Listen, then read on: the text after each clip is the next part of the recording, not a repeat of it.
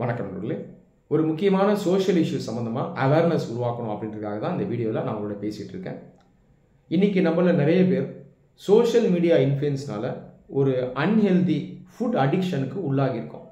உங்களை எவ்வளோ பேர் இதை யோசிச்சிருக்கீங்கன்னு எனக்கு தெரியல. கடந்த சில ஆண்டுகளாக பார்த்தீங்கன்னா சோஷியல் மீடியாவில் எஸ்பெஷலி யூடியூப்பில் இந்த ஃபுட் ரிவ்யூ அப்படின்ற கான்செப்ட் ரொம்ப பாப்புலராக இருக்குது. ஃபுட் ரிவ்யூவை தாண்டி food advertising, food marketing, food ASMR, இந்த கான்செப்ட்ஸ் மூலமாக இந்த ஃபுட்ஸை பற்றி நம்ம இந்த சோஷியல் மீடியாவில் பார்த்துக்கிட்டே இருக்கோம். சரி, இந்த ஃபுட் ரிவ்யூங்கிறது சரியா தப்பா, அதை யார் பண்ணுறா, இதுக்குள்ளெல்லாம் நம்ம போக வேணாம். ஆனால் அந்த ஃபுட் ரிவ்யூ, ஃபுட் மார்க்கெட்டிங், இந்த ஏஎஸ்எம்ஆர், இந்த வீடியோஸ் எல்லாம் பார்க்கும்போது நம்மளை அறியாமலேயே நம்ம என்ன ஆகிடுறோம்னா ஒரு விதமான அன்ஹெல்தி ஃபுட் அடிக்ஷனுக்கு உள்ளாகிறோம். ஒரு மனிதன் நல்ல உணவை சாப்பிடணும், ருசியான உணவை சாப்பிடணும் அப்படின்னு நினைக்கிறது தவறே கிடையாது. அதை தாண்டி தனி மனிதனுடைய உணவு பழக்க வழக்கங்களை விமர்சனம் பண்ணுறதும் அநாகரிகமானது. இதுக்குள்ளேயே நம்ம போல மாரல் போலீசிங்கெல்லாம் பண்ணல. நம்ம எதை யோசிக்கணும்னா, ஒரு மனிதனை ஆர்டிஃபிஷியலாக அட்ராக்ட் பண்ணி அவனை அடிக்ட் ஆகி அன்ஹெல்தி ஃபுட்ஸை சாப்பிட வைக்கிறது தவறு. ஆனால் இது இன்னைக்கு நடந்துட்டு வருது. நீங்களே பார்த்துருப்பீங்க, நிறைய வீடியோஸில் ஃபுட் ரிவ்யூ, ஃபுட் மார்க்கெட்டிங்கில் பேரில் கவர்ச்சியாக உணவுகளை நம்ம முன்னாடி கொண்டு வருவாங்க. ஒரு ரெஸ்டாரண்ட் இருக்கும், அங்கே ஒருத்தர் உள்ளே போய் இந்த ரெஸ்டாரண்ட்டில் இந்த உணவு ரொம்ப ருசியாக இருக்கும் அப்படின்னு சொல்லுவார். உதாரணத்துக்கு பிரியாணி ரொம்ப ருசியாக இருக்கும்னு சொல்லுவார். இப்போ எனக்குமே பிரியாணி ரொம்ப பிடிக்கும். இப்போ இந்த பிரியாணி பார்த்தீங்கன்னா அப்படியே கவர்ச்சியாக காட்டுவாங்க. இந்த ரெஸ்டாரண்ட்டில் ஒரிஜினல் பிரியாணி கிடைக்கும், ரொம்ப ருசியாக இருக்கும், இல்லை பீஸ் எல்லாம் ரொம்ப நல்லா இருக்கும் அப்படின்னு காட்டும் பொழுது நம்மளை அறியாமலே நீங்கள் பார்த்தீங்கன்னா ஆர்டிஃபிஷியலாக அதில் அட்ராக்ட் ஆகிடுவீங்க. இப்போ நம்ம மைண்ட் எப்படி ஒர்க் ஆகும்னு பார்த்தீங்கன்னா, விஷுவலாக அதை பார்க்கும்பொழுது மைண்டு ஸ்டொமக்குக்கு சிக்னல் கொடுக்கும், இந்த நர்வ்ஸ் எல்லாம் ஆக்டிவேட் ஆகும். அப்போ நீங்கள் சாப்பிட்டு முடிச்சிட்டீங்க, பசியே இல்லைனா கூட ஆர்டிஃபிஷியலாக பசி வரும். ஏன்னா அந்த செக்ரீஷன்ஸ்லாம் உள்ளே சுரக்க ஆரம்பிக்கும், ஆசிட் சுரக்க ஆரம்பிச்சிடும் ஸ்டொமக்கில். பாருங்கள், சாப்பிட்டு முடிச்சிருப்பீங்க, ஆனாலுமே இந்த விஷுவலாக பார்க்குறது மூலமாகவே ஆர்டிஃபிஷியலாக என்ன உருவாகுது, பசி உருவாகுது. அதை தாண்டி இந்த உணவெல்லாம் ட்ரை பண்ணணும் அப்படின்னும் நம்மளை நிறைய பேர் முயற்சி பண்ணுறோம். இப்போ இதில் என்ன ஆகுது அப்படின்னு பார்த்தீங்கன்னா, உணவை நேச்சுரலாக ஆசைப்பட்டு சாப்பிட்றது பதிலாக ஆர்டிஃபிஷியலாக சாப்பிட ஆரம்பிக்கிறோம். இந்த வீடியோஸில் நீங்கள் பார்த்தீங்கன்னா சில பேர் என்ன பண்ணுவாங்கன்னா, ஒரு பிளேட் வச்சுருப்பாங்க, அந்த பிளேட்டில் நிறைய ஐட்டம்ஸ் வச்சு காட்டுவாங்க. உதாரணத்துக்கு நடுவில் பிரியாணி இருக்கும், சைடில் ஒரு 4 மட்டன் பீஸ் இருக்கும், இந்த பக்கம் ஒரு 5 சிக்கன் பீஸ் இருக்கும், இந்த பக்கம் 2 முட்டை இருக்கும், 2 ஃபிஷ்ஷும் இருக்கும். நீங்கள் சொல்லுங்கள், யாராலே அது இவ்வளோ ஃபுட்டை சாப்பிட முடியுமா? வாய்ப்பே கிடையாது. அன்லஸ் நீங்கள் நல்லா ஃபிசிக்கல் ஒர்க் பண்ணுறீங்க, ஆத்லீட்டாக இருக்கீங்க, ஸ்போர்ட்ஸ் மேனாக இருக்கீங்க, ஜிம்முக்கு போய் 1.5 மணி நேரம் எக்ஸசைஸ் பண்ணிட்டு வந்தீங்கன்னா கூட பார்த்தீங்கன்னா இவ்வளோ சாப்பிட முடியாது. ஆனால் இதெல்லாம் ஆர்டிஃபிஷியலாக காட்டப்படும். அப்போ நம்ம என்ன நினைக்கிறோம், நம்மளும் இந்த மாதிரி போகணும், அந்த கடைக்கு எல்லாத்தையும் ஆர்டர் பண்ணணும், மொத்தமாக சாப்பிடணும் அப்படின்ற ஒரு வெறி நமக்கு வருது. இதுதான் இந்த ஆர்டிஃபிஷியல் அடிக்ஷன். இந்த அடிக்ஷன் அப்படிங்கிறது ஆபத்தானது. இன்னைக்கு தேதியில் இந்த ஃபுட்டு மார்க்கெட்டிங்கிறது கிட்டத்தட்ட போர்னோகிராஃபி மாதிரி ஆயிடுச்சுங்க. ஒரு காலத்தில் இந்த போர்னோகிராஃபின்றது இந்தியாவுக்குள்ளே கொண்டு வந்தாங்க, ஒரு 25 இயர்ஸ் முன்னாடி அப்ராக்சிமேட்டாக. இன்றைக்கி பார்த்தீங்கன்னா அது $multi-billion இண்டஸ்ட்ரி. இதை பற்றி நான் உங்களுக்கு சொல்ல வேண்டிய அவசியம் இருக்காது.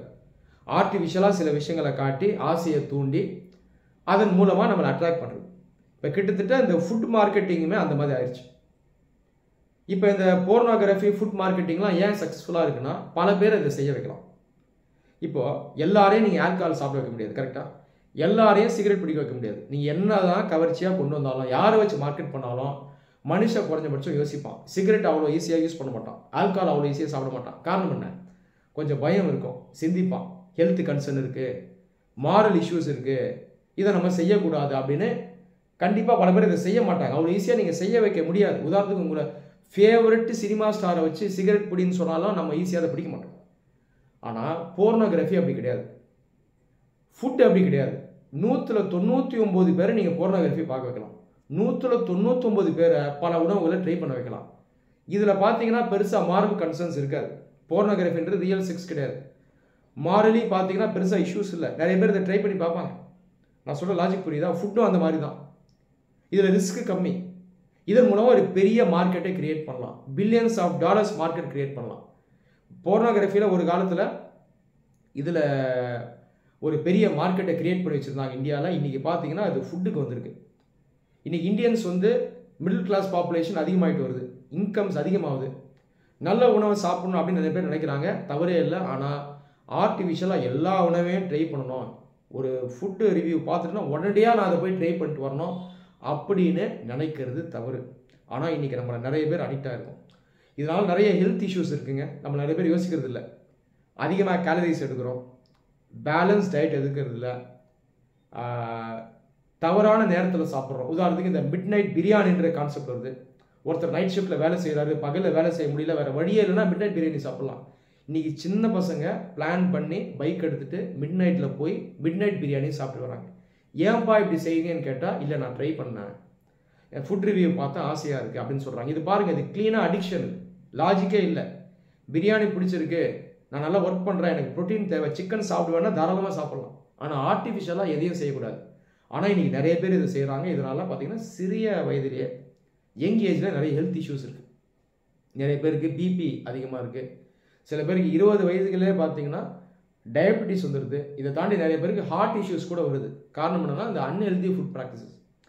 அதனால் இந்த மாதிரி அடிக்ஷனில் நாம் மாட்டக்கூடாது. உண்மையாலே ஒரு உணவு உங்களுக்கு பிடிச்சிருக்குங்க, அது உங்களுக்கு தேவை, நியூட்ரிஷனை வச்சு பார்க்கும்போது தேவை, ஆசையாக இருக்குன்னா தாராளமாக சாப்பிடுங்க.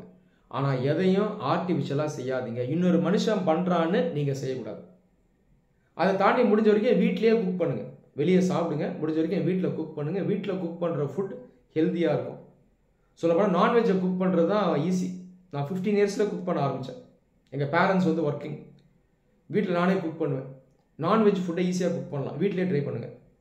வெஜ் ஃபுட்டும் முடிஞ்ச வரைக்கும் வீட்டில் குக் பண்ணுங்கள். அதை தாண்டி வெளியவும் ட்ரை பண்ணுங்கள். ஆனால் இதை நீங்கள் தான் முடிவு எடுக்கணும். இன்னொருத்தர் உங்களை ஆர்டிஃபிஷியலாக அட்ராக்ட் பண்ணி இழுத்துட்டு போகக்கூடாது. இதில் கேர்ஃபுல்லாக இருங்க. இந்த வீடியோவில் நான் உங்களோட ஷேர் பண்ண மெசேஜ் உங்களுக்கு பிடிச்சிருந்ததுன்னா இதை உங்களோட ஃப்ரெண்ட்ஸோட ஷேர் பண்ணுங்கள். நன்றி.